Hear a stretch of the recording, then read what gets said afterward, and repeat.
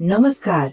आज आमे एक एमिति यात्रा रे बाहरिबा जोठी आमे एक विशाल बहुत पुराना ग्रंथागार रो कथा जानिबा। किंतु जानिछंती ए ग्रंथागार रो खास कथा कोन? एहार पृष्ठ गुड़िक केबे लेखा ही जाई नथिला। हजार हजार वर्ष धरी एहा केवल कथारे माने पाटिरे पीढ़ी परे पीढ़ी चली आसीछि। आज आमे सेही ग्रंथागार माने आम वेद्र गभीर रहस्य को बुझिबा को चेष्टा करिबा।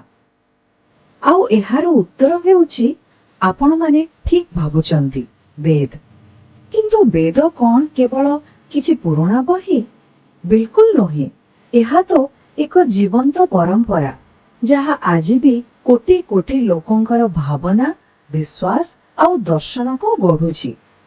हेले एते वर्ष परे भी एहा केमते संभव हैला? चलंतु एही रहस्य को टिके खोलिबा। अच्छा, तेबे आमर आजिर यात्रा केमिति रहिबा? देखंतु प्रथमे आमे टिके इतिहास भितर को जिबा। एक प्राचीन नूतन अध्याय। तापरे एही दिव्य ग्रंथागार प्रकृति रे कोन ताहा बुझिबा। एहा परे आमे वेद भितरे टिके बुलिबा आ वेदर संरचना केमिति हेछि सेटा देखिबा। शेषरे सबुठु गुरुत्वपूर्ण कथा एही हजार हजार वर्ष पुराना विचार आज भी केमिति आम पाई प्रासंगिक से विषय रे जानिबा। हौ तेबे चलंतु आरंभ करिबा आम यात्रार प्रथम पाद। देखंतु कोनोसी भी ग्रंथ को ठीक भावे बुझिबा को हेले आमको प्रथमे सेही समय को बुझिबा को पड़िबो जेउ समय रे ताहा तयारी होइथिला। तेबे चलंतु समय यंत्र रे बसी हजार हजार वर्ष पछको फेरी जिबा।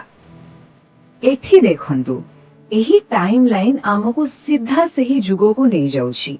प्राय ख्रीष्टपूर्व 1500 रु 600 माने जेतेबेले महान सिंधु उपत्यका सभ्यता शेष होतिला ठीक सेतिकी बेले भारतीय उपमहादेश रे गोटे नुआ अध्याय आरंभ हैला। आउ एही समय को ही आमे मोटा मोटी दुई भाग रे बांटी पारिबा। प्रथमटी हेला प्रारंभिक वैदिक जुग जेतेबेले ऋग्वेद परी मूल ग्रंथ तयारी हेला आउ तापरे आसिला परवर्ती वैदिक जुग जेतेबेले एही चिंताधारा आहुरी बढ़िला आउ विस्तार हेला। ठीक अच्छे, आमे तो समय विषय रे जानिले, किंतु प्रश्न हेउछि एही ग्रंथ गुडी को वेद बोली काहे की कुहा जाय? कौन अछि एही शब्द रे? आपण जानि आश्चर्य हेबे एही गोटिए शब्द भितरे ही पूरा कहानी लुचि रहिछि। देखंतु वेद शब्दटी आसीछि संस्कृतर वेद धातुरु जहार सीधा सड़ख अर्थ हेउछि जानिबा। तेणु वेद माने कौनसी बही नुहे, वेद माने हेउछि ज्ञान। आउ एहा किछि साधारण ज्ञान नुहे, एहा हेउछि पवित्र आध्यात्मिक ज्ञान। आउ एही गोटिए कथा ही पूरा वैदिक साहित्यर मूलदुआ। आउ गोटे बहुत मजादार कथा हेउछि वेद को अपौरुष्य बोली कहा जाए। एहार माने कौन? एहार माने हेउछि एहा कोनसी मनीष द्वारा लेखा जाए नाही। विश्वास करा जाए जे एहा ईश्वरंक द्वारा प्रकाशित दिव्य ज्ञान। आउ एही कारणरु ही एहाकू साइती रखिबार उपाय भी अलगा थिला। भाबी देखंजु टिके, किछि लेखा नथिला, किछि बही नथिला, केवल गुरु माने शिष्य मानंकु सुनाउथिले आउ शिष्य माने ताकू मने रखुथिले। एमिति करी हजार हजार वर्ष धरी एही विशाल ज्ञान को सुरक्षित रखागला। केते आश्चर्यर कथा नुहे कि? एही कथा को आहुरी भल भावे बुझिबा पई आमको दुईटी शब्द जानिबा को पड़िबो, श्रुति आउ स्मृति। देखंतु श्रुति माने हेला जहा सुना जाइछि। एहा सेही मूल दिव्य ज्ञान जहाकू बदला जाई पारिबनी। एहा ही हेउछि वेद। अन्यपटे स्मृति माने हेला जहा मने रखा जाइछि। एगुड़िक हेला वेद उपरे आधारित ग्रंथ जेमिति कि पुराण बा धर्मशास्त्र। एहा समय अनुसारे बदली पारे बा एहार व्याख्या करा जाई पारे। तेणु एही विभाजन ही वेद को सबठु उपरे स्थान देई थाए। चलंतु एबे आमे आमर एही ज्ञानर ग्रंथागार भितर को पसिबा। एठी हमकु ଚାରୋଟି ବଡ଼ ବଡ଼ ସ୍ତମ୍ଭ ଦେଖିବାକୁ ମିଳିବ। ଆଉ ଏହି ଚାରୋଟି ସ୍ତମ୍ଭ ହିଁ ହେଉଛନ୍ତି ଚାରୋଟି ମୁଖ୍ୟ ବେଦ। ଆଉ ଏହି ଚାରୋଟି ବେଦ ହେଲେ ଋଗ୍ବେଦ, ସାମବେଦ, ଯଜୁର୍ବେଦ ଆଉ ଅଥର୍ବବେଦ। ଏମାନଙ୍କ କାମ ବି ଅଲଗା ଅଲଗା। ଯେମିତିକି ଋଗ୍ବେଦ ହେଉଛି ମନ୍ତ୍ର ବା ସ୍ତୁତିର ସଂଗ୍ରହ। ସାମବେଦ ହେଉଛି ସେହି ମନ୍ତ୍ରଗୁଡ଼ିକୁ କେମିତି ଗୀତ ଆକାରରେ ଗାଇବା ତାର ବହି। ଯଜୁର୍ବେଦରେ ଯଜ୍ଞର ନୀତି ନିୟମ ବିଷୟରେ ଲେଖା ଅଛି। ଆଉ ଅଥର୍ବବେଦରେ ଦୈନନ୍ଦିନ ଜୀବନରେ କାମରେ ଆସୁଥିବା ମନ୍ତ୍ର ଆଉ ଉପଚାର ବିଷୟରେ କୁହାଯାଇଛି। ଦେଖିଲେ ତ ପ୍ରତ୍ୟେକର ଗୋଟେ ନିଜର ଖାସ ଜାଗା ଅଛି। ହେଲେ କାହାଣୀ ଏତିକିରେ ସରୁନି। ଏହି ଚାରୋଟି ବେଦ ଭିତରୁ ପ୍ରତ୍ୟେକଟି ନିଜେ ଗୋଟେ ଛୋଟ ଗ୍ରନ୍ଥାଗାର ଭଳି। ମାନେ ପ୍ରତ୍ୟେକ ବେଦର ବି ନିଜର ଚାରୋଟି ଅଲଗା ଅଲଗା ଭାଗ ଅଛି।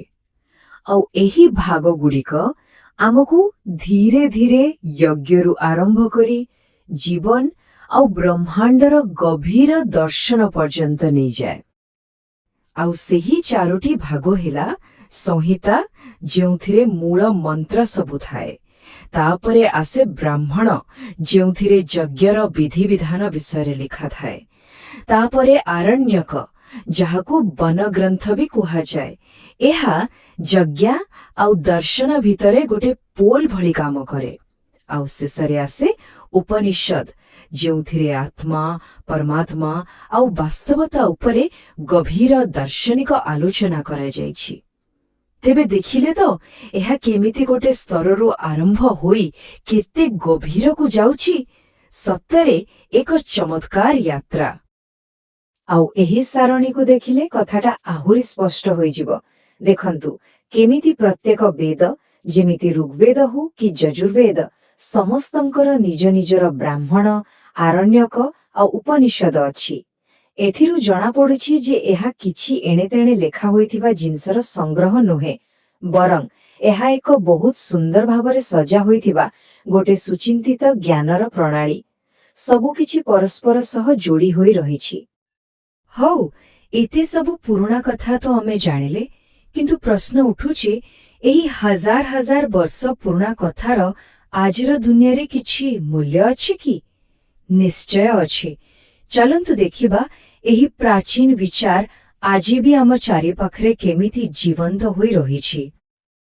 ଏହି ବାକ୍ୟଟି ତ ଆମେ ସମସ୍ତେ ଶୁଣିଛେ, ସତ୍ୟମେବ ଜୟତେ, ଅର୍ଥାତ୍ ସବୁବେଳେ ସତ୍ୟର ହିଁ ଜୟ ହୁଏ। ଏହା ଖାଲି ଗୋଟେ ଭଲ କଥା ନୁହେଁ, ଏହା ଆମ ଦେଶ ଭାରତର ଜାତୀୟ ଆଦର୍ଶ ବାକ୍ୟ।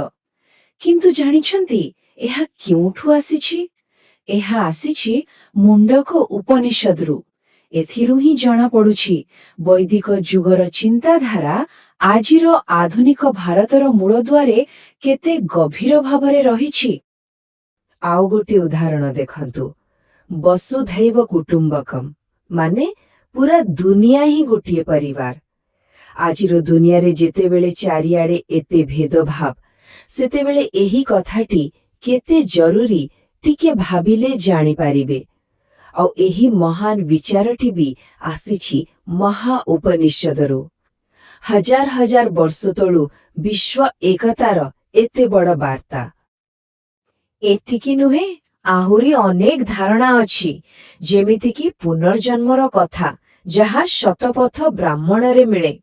ଜୀବନକୁ ବ୍ରହ୍ମଚର୍ଯ୍ୟ, ଗାର୍ହସ୍ଥ୍ୟ ଭଳି ତିନୋଟି ଆଶ୍ରମରେ ବାଣ୍ଟିବାର ବିଚାର, ଯାହା ଛାନ୍ଦୋଗ୍ୟ ଉପନିଷଦରେ ଅଛି। କିମ୍ବା ସମାଜର ବିଭିନ୍ନ ବର୍ଗଙ୍କର ନିଜ ନିଜ କର୍ତ୍ତବ୍ୟ କ'ଣ ହେବା କଥା, ଏସବୁର ମୂଳ ଆମକୁ ଏହି ବୈଦିକ ଗ୍ରନ୍ଥଗୁଡ଼ିକରେ ହିଁ ମିଳିଥାଏ। ଏହାର ପ୍ରଭାବ ଆଜି ବି ଆମ ସମାଜରେ ଆଉ ଆମ ଭାବନାରେ ସ୍ପଷ୍ଟ ଦେଖାଯାଏ। ତେବେ ଆମର ଏହି ଯାତ୍ରା ଶେଷରେ ଗୋଟେ ବଡ଼ ପ୍ରଶ୍ନ ଆସି ମୁଣ୍ଡରେ ଠିଆ ହେଉଛି। ଯଦି ବେଦକୁ ଅପୌରୁଷେୟ ବା ମଣିଷ ଦ୍ୱାରା ତିଆରି ନୁହେଁ ବୋଲି ମାନି ନିଆଯାଏ, ତେବେ ଆଜିର ସମୟ ପାଇଁ ଏହାର ସଠିକ୍ ଅର୍ଥ ବାହାର କରିବାର ଅଧିକାର ପ୍ରକୃତରେ କାହା ପାଖରେ ଅଛି? ଏହା ଏକ ଗଭୀର ପ୍ରଶ୍ନ, ଯାହାର ଉତ୍ତର ସମସ୍ତଙ୍କୁ ଭାବିବାକୁ ପଡ଼ିବ। ଏହି ବିଷୟରେ ଚିନ୍ତା କରିବା ପାଇଁ ଏହି ପ୍ରଶ୍ନଟିକୁ ଛାଡ଼ିଦେଇ ଆଜି ପାଇଁ ଏତିକି। ଧନ୍ୟବାଦ।